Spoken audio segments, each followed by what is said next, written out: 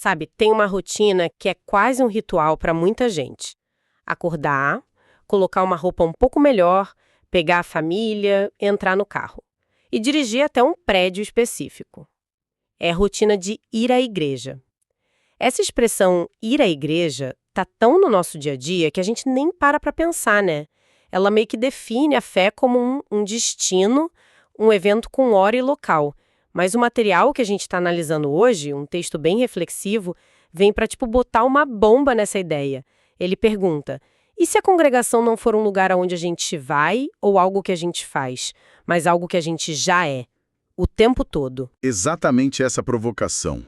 A nossa fonte de hoje, esse trecho do José Marcos, ele ataca justamente essa noção geográfica da fé. E a nossa missão aqui vai ser desempacotar essa tese central dele, a de que a verdadeira congregação é uma realidade espiritual, permanente, e não um evento físico que acontece de vez em quando. Vamos tentar entender o que isso significa na prática, sabe? E principalmente como essa mudança de olhar pode alterar tudo. Certo, então vamos mergulhar nisso. O texto já começa com uma afirmação bem direta, bem forte, que meio que prepara o terreno para todo o resto, né? Ele não enrola. Não, de jeito nenhum. A primeira frase já é o alicerce de tudo. Ele diz assim: já estamos todos congregados espiritualmente em um único lugar, em Cristo. E o mais forte aqui é como ele descreve isso. Não é uma meta, um ideal a ser alcançado. Ele chama de uma obra consumada. Ou seja, é um fato, uma realidade que já está estabelecida e que independe, sabe? Independe da gente estar na mesma sala ou no mesmo país. Então, a primeira peça do quebra-cabeça é essa. A união já existe. É um estado e não uma ação. Mas como ele define essa união? Porque é muito fácil a gente pensar em união como pessoas fisicamente juntas. E é aí que entra a distinção que ele faz, que é, para mim, o pulo do gato de todo o argumento. Ele separa a proximidade de corpos da comunhão de uma mesma vida. Pensa no dia a dia. Todo mundo já esteve no metrô lotado, cheio de gente, corpos para todo lado, e se sentiu completamente só. A proximidade física não garantiu conexão nenhuma. E o contrário também, né? A gente pode ter alguém do outro lado do mundo e sentir uma conexão diária, intensa. Com certeza. É uma experiência universal essa. Estar perto não significa estar junto. Exato. E o autor aplica essa lógica direto na fé. O que define a congregação, segundo ele, não é a gente estar perto um do outro, mas compartilhar de uma mesma vida espiritual em Cristo. Como essa vida transcende o espaço, a congregação também transcende. Ela não é algo que a gente liga no domingo de manhã. Ela é uma realidade constante, 24/7, porque a união com Cristo é constante. Entendi. Então a lógica é que o encontro físico, o culto, a missa, ele não cria comunidade. Ele é, na melhor das hipóteses, uma expressão dessa comunidade que já existe. É como um time, né? Um jogo de domingo não é o que os tornam um time. É só onde eles mostram que já são. Analogia perfeita. É isso. O encontro físico é secundário. Ele é uma manifestação visível de uma realidade invisível, que já está lá. A base de tudo é essa comunhão de uma mesma vida. Isso nos leva naturalmente para o próximo ponto do argumento dele. Que seria? Porque se a congregação não depende de um prédio, isso abre outra porta.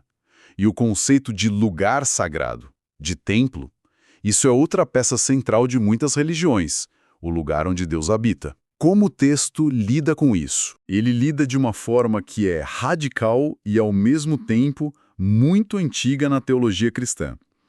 Se a congregação não precisa de um edifício, o texto vai lá e redefine o que é o templo. Ele afirma de forma bem categórica: Cristo é o verdadeiro templo, e todos os que estão nele fazem parte dessa edificação viva.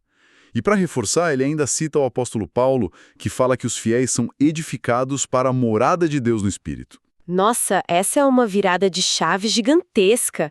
A ideia de que a gente não frequenta um templo, mas que nós somos o templo, isso muda tudo. Tira a sacralidade do tijolo, do concreto e coloca nas pessoas, na comunidade. É uma mudança de paradigma colossal.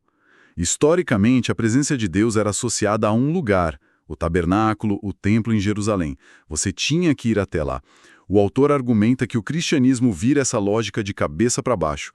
A presença de Deus, segundo ele, não habita mais em construções feitas por mãos humanas. Ela habita nesse corpo espiritual, nessa edificação viva. Então a lógica se fecha, né?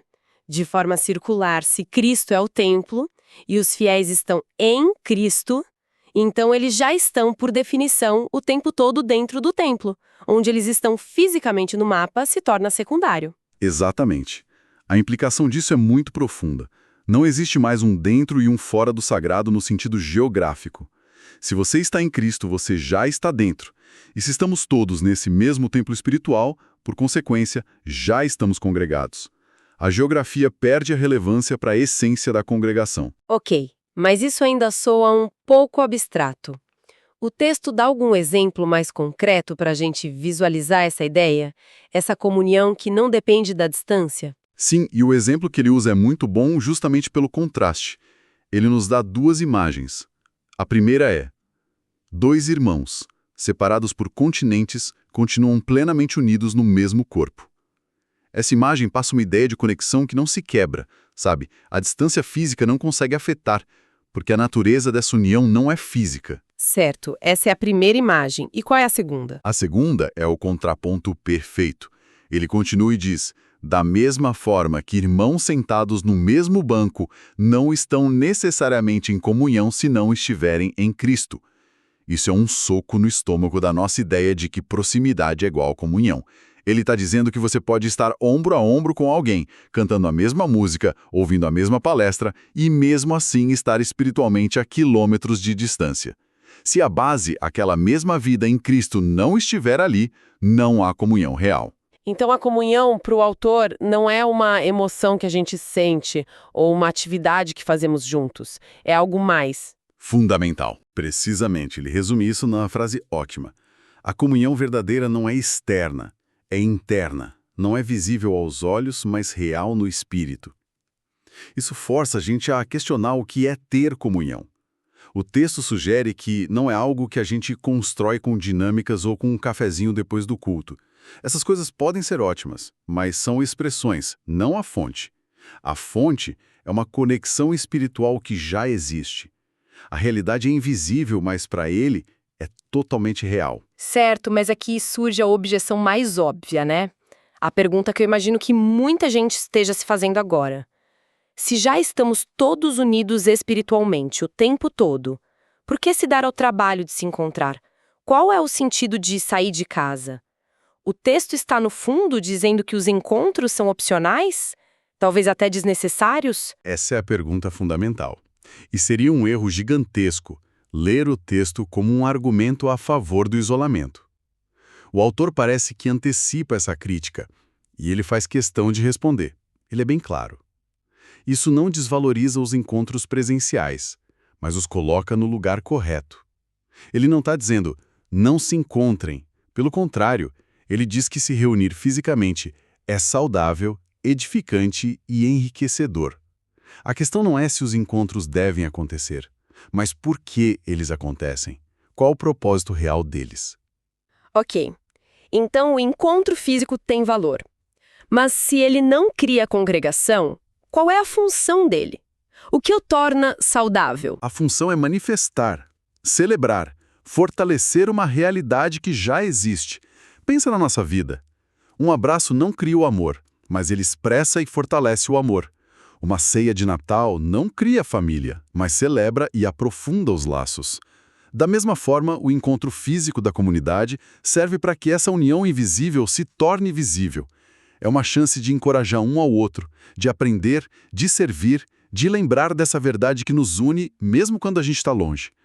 O encontro é a consequência, não a causa. A consequência, não a causa. Essa distinção parece ser a chave de tudo. Sem dúvida. E isso nos leva à frase que para mim é a mais forte, a que cristaliza todo o argumento do texto. Ele vira a lógica tradicional de cabeça para baixo quando afirma: a igreja não acontece quando nos reunimos. Nós nos reunimos porque já somos igreja. Uau! Repete essa frase. A igreja não acontece quando nos reunimos. Nós nos reunimos porque já somos igreja. Percebem a inversão? A visão comum é: somos pessoas separadas que, quando entram num prédio no domingo, formam a igreja por algumas horas. A visão do texto é: somos um corpo unido o tempo todo em espírito. E por causa disso, por já sermos isso, nós nos reunimos para expressar essa realidade. Essa inversão muda a pressão, né? A responsabilidade de fazer a igreja acontecer sai dos nossos ombros. A motivação para ir ao encontro muda totalmente. Não é uma obrigação para criar algo que não existe, mas um desejo de celebrar algo que já é verdade. Exatamente. A reunião física deixa de ser o fundamento da identidade e passa a ser uma expressão dela. Isso é libertador. Liberta a comunidade das quatro paredes e a âncora numa identidade espiritual que vai com a gente para o trabalho, para casa. O encontro presencial se torna um dos jeitos em que essa identidade se manifesta, mas não o único. Ok, então vamos tentar amarrar tudo isso. A gente começou com aquela imagem bem concreta de ir à igreja e o texto nos levou para um lugar completamente diferente. Qual é a grande imagem que fica no final? A imagem que fica é a de uma realidade espiritual contínua. A gente sair de um evento semanal para um estado permanente.